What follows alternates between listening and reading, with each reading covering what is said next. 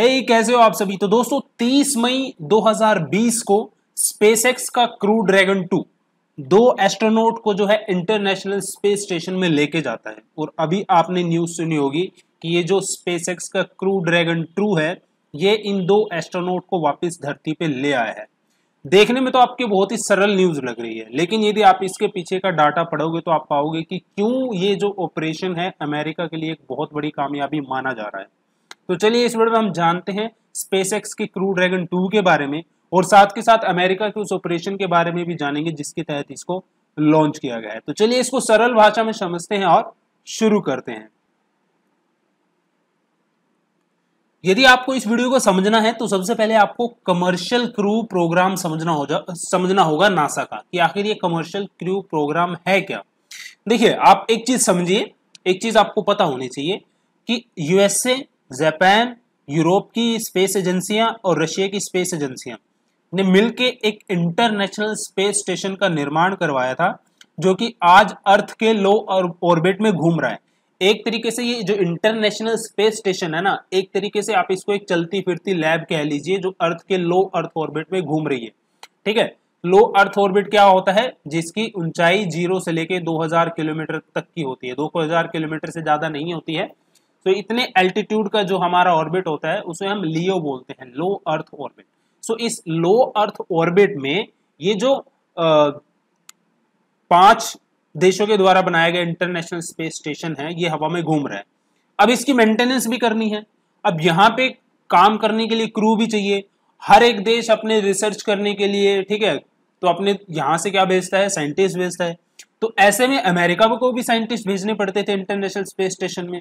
अब 2011 के बाद तो अमेरिका ने कोई भी ऐसा मैन क्रू मिशन नहीं किया है कि जिसमें उसने अंतरिक्ष में यात्री भेजे हों या फिर अपने एस्ट्रोनॉट भेजे हों। तो ये काम 2011 के बाद अमेरिका किससे करवा रहा था, रशियन स्पेस एजेंसी से। रशियन स्पेस एजेंसी को एक एस्ट्रोनॉट के बदले, यानी कि एक एस्ट्रोनॉट को धरती से इंटरनेशनल स्पेस स्टेशन तक ले जाने और वापस लाने के लिए अमेरिका रशियन स्पेस एजेंसी को $80 मिलियन देता था एक एस्ट्रोनॉट के। सो 2 एस्ट्रोनॉट जाएंगे तो कितने हो गए, $160 मिलियन। तो अब नासा ने क्या सोचा, नासा ने सोचा कि भाई क्यों ना मैं ये काम जो हमारे ही देश में स्पेस एजेंसियां मौजूद हैं उनसे मैं करवाऊं, कि ये जो पैसा अमेरिका को बाहर रशिया को देना पड़ रहा है, कि क्यों ना अमेरिका की जो स्पेस एजेंसियां हैं उनको ये पैसा दिया जाए और उनसे ये काम करवाया जाए। तो ऐसे में नासा ने क्या किया, 2 कंपनियों को चुना। पहली थी आपकी स्पेसएक्स और दूसरी थी आपकी बोइंग। अब स्पेसएक्स ने तो कारनामा करके दिखा दिया है, क्या कारनामा किया है वो भी मैं आपको बताने वाला हूं। ठीक है, तो इस प्रोजेक्ट को सफल बनाने के लिए नासा अब तक इन कंपनियों को $3.1 बिलियन की फंडिंग कर चुका है। अब स्पेसएक्स कंपनी ने क्या किया है, स्पेसएक्स कंपनी ने अपना क्रू ड्रैगन 2 बनाया है। क्रू ड्रैगन 2 है क्या, क्रू ड्रैगन 2 वो वेसल है जिसमें बैठ के एस्ट्रोनॉट धरती से इंटरनेशनल स्पेस स्टेशन में जा सकते हैं और वहां से वापस आ सकते हैं। अब नासा को चाहिए था, देखिए आप सिंपल से एक बात समझिए, मान लीजिए आप कोई गाड़ी खरीद के लेके आते हैं तो जो कंपनी उस गाड़ी को बनाती है तो उसको सरकार की गाइडलाइन के अकॉर्डिंग वो गाड़ी जो बनानी पड़ेगी गाड़ी, और उसका सर्टिफिकेट भी उसको चाहिए सरकार से, क्लियरेंस का, तभी तो वो गाड़ी मैन्युफैक्चरिंग करके वो सड़कों पे जो उसको बेच सकते हैं। तो ऐसे में स्पेसएक्स का था फंडा कि उसको क्या चाहिए था, नासा से सर्टिफिकेट चाहिए था। अब नासा सर्टिफिकेट कैसे दे सकता है स्पेसएक्स एजेंसी को, कि सबसे पहले तो वो एक जो है सक्सेसफुल मिशन हमें करके दिखाए। अब स्पेसएक्स के लिए भी चुनौती थी कि उसको सक्सेसफुल मिशन करना है, इंटरनेशनल स्पेस स्टेशन तक जो है एस्ट्रोनॉट को लेके जाना और वापस लेके जाना है। ये एक डेमो मिशन था, फिलहाल यहाँ पे मैं आपको बताना चाहूंगा। डेमो मिशन दोनों के लिए था, नासा के लिए भी था और स्पेसएक्स के लिए था।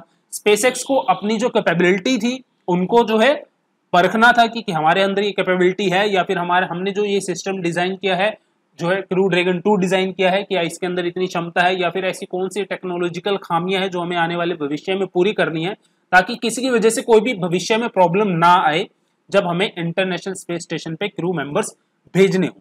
एक तरीके से नासा के लिए भी था। नासा क्या करना चाहता है, नासा जो अपना इंटरनेशनल स्पेस स्टेशन के ऊपर जो फ्लाइट भेजता है ना, उससे अपना पीछा छुड़ाना चाहता है। नासा चाहता है कि मैं तो अपने जो है बड़े बड़े स्पेस मिशन है सिर्फ उनकी तरफ ही देखूं, ये जो छोटे प्रकार के काम है, ये जो अमेरिका में स्पेस प्राइवेट स्पेस एजेंसी हैं वो ये काम देख ले। तो नासा अपना जो है पीछा छुड़ाना चाहता है इससे। तो पीछा छुड़ाने के लिए जो है उसने स्पेस एक्स को फंडिंग करी, बोइंग को फंडिंग करी और स्पेस एक्स ने ये कारनामा करके दिखाया।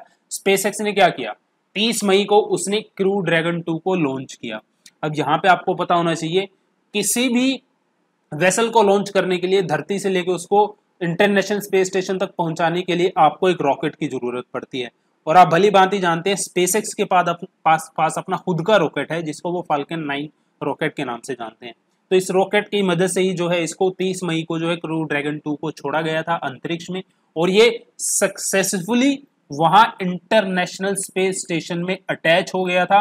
अब आज इस महीने की बात करें तो सक्सेसफुली वहां से ये डिटैच होकर वापस धरती पे लौट गया है। तो ये पहला सक्सेसफुल मिशन है और ये पहला प्राइवेट पार्टनरशिप का मिशन है और ये पहला ऐसा नासा का मिशन है जिसको किसी प्राइवेट कंपनी ने ऑपरेट किया था। अब आगे चल के देखना है, यदि जो है आपकी स्पेसएक्स कंपनी को क्लियरेंस सर्टिफिकेट मिल जाता है तो आने वाले समय में अमेरिका से जितनी भी फ्लाइटें इंटरनेशनल स्पेस स्टेशन में जाएंगी, जहां पे जो है क्रू मेंबर्स को, एस्ट्रोनॉट को नासा भेजेगी, तो वो सारा काम आने वाले भविष्य में कौन करेगा, स्पेसएक्स प्राइवेट एजेंसी करेगी और बोइंग प्राइवेट एजेंसी करेगी। तो बोइंग भी अपना जो है एक मिशन लॉन्च करने की तैयारी में है, वहां भी तैयारियां चल रही हैं उस कंपनी में। तो ये सारा फंडा है।